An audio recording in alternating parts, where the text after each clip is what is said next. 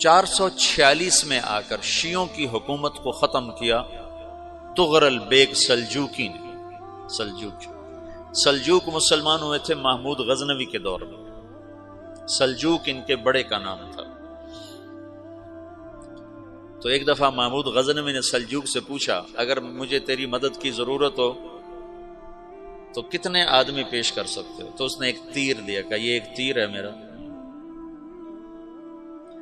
کسی کو یہ تیر بھیج کر میرے علاقے میں بھیج دو تو چند گھنٹوں میں 1,00,000 تلواریں تیرا پہرا دینے کے لیے تیار ہوں، میرے پاس اتنی طاقت ہے۔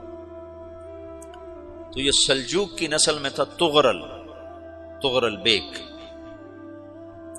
اللہ تعالیٰ نے جب عرب زوال کا شکار ہو گئے اور ضعف کا شکار ہو گئے، جیسے بڑھاپے کا کوئی علاج نہیں، جب قوموں پہ زوال آتا ہے تو اس کا بھی کوئی علاج نہیں، پھر اور قوم کو جگہ ملتی ہے۔ جیسے بڑھاپا ایک فرد پہ آتا ہے، ایسے بڑھاپا قوم پہ آتا ہے۔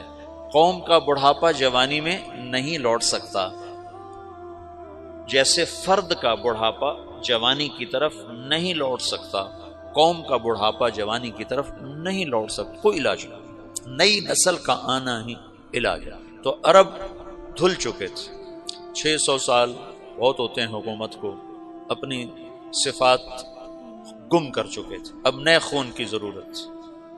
طغرل بیگ پہلا شخص تھا جس نے آ کر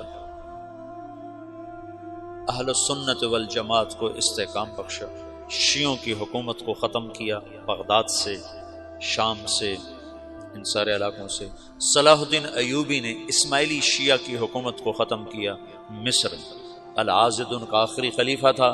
صلاح الدین ایوبی نور الدین زنگی رحمۃ اللہ علیہ کا پروردہ تھا، اس کا دوست تھا، اس کے دوست بھی تھا، بچہ بھی تھا اس کے سامنے، زیادہ لکھنے پڑھنے کا شوق تھا۔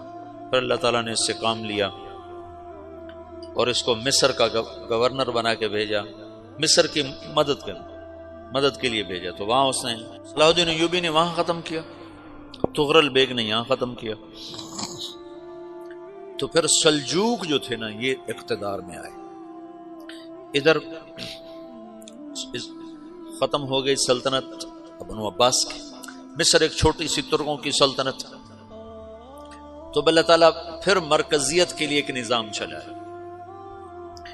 دو لشکر آپس میں لڑ رہے ہیں ایک میدان میں، ایک جنگلی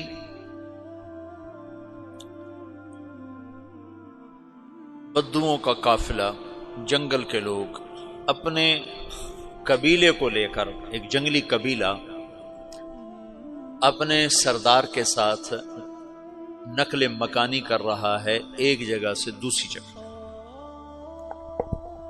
اللہ کا نظام کہ یہ لوگ چلتے چلتے چلتے اس وادی میں پہنچ گئے جہاں جنگ ہو رہی ہے، دو لشکر آپس میں لڑ رہے ہیں۔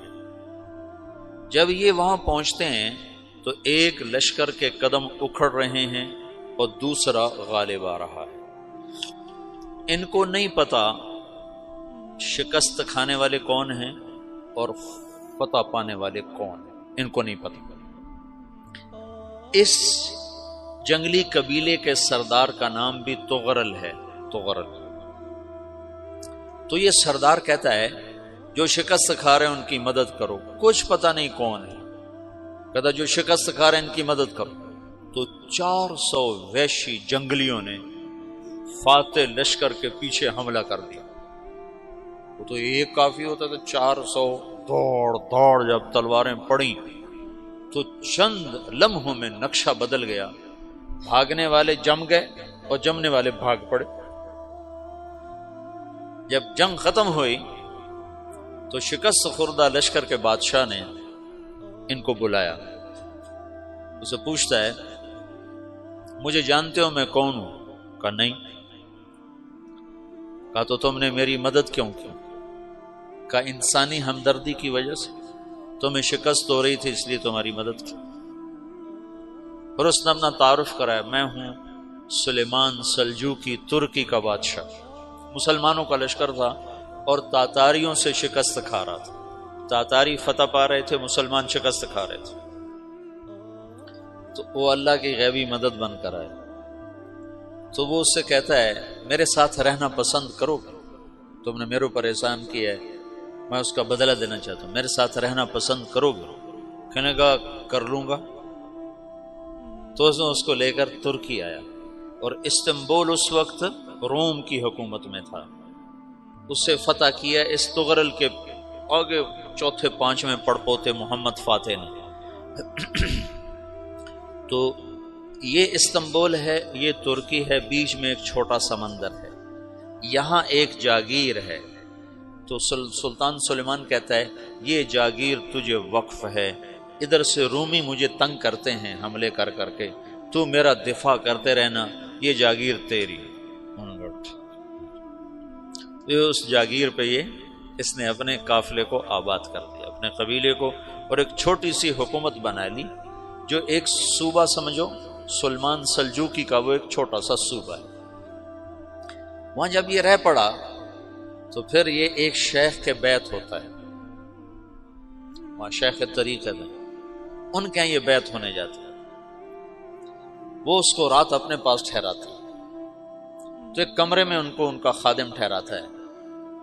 یہ جب کمرے میں جاتا ہے تو سامنے دیوار میں تاکچے پر قرآن پڑا ہوا ہے، تو یہ تغرل بیگ کہتا ہے یہ کیا ہے، یہ کیا ہے؟ تو وہ خادم کہتا ہے یہ کتاب اللہ ہے، قرآن ہے۔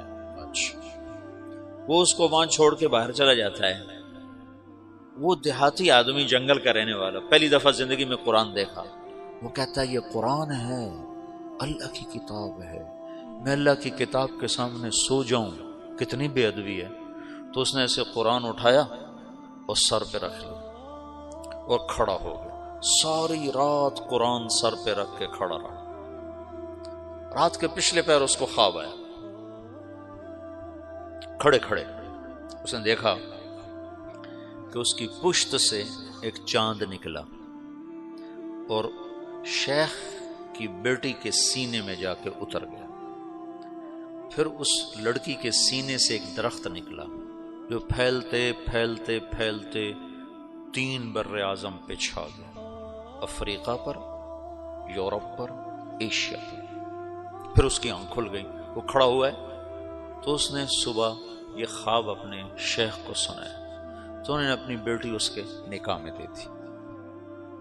اس بیٹی سے ایک بچہ پیدا ہوا، تغرل بیگ نے اس کا نام رکھا عثمان، عثمانی ترک نام سنا ہوا، جو میں نے کل بتایا تھا کہ 1924 میں وہ خلافت ختم ہوئی۔ تو ایک بیٹا پیدا ہوا عثمان۔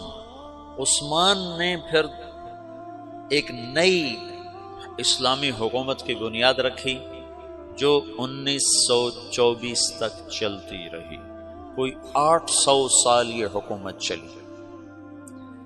تو حکومت کا شیرازہ بکھرا، لیکن پھر جڑ جاتا تھا، اور وہ قرن اول والا جوڑ کبھی نہ پیدا ہوا، ٹکڑے بن گئے۔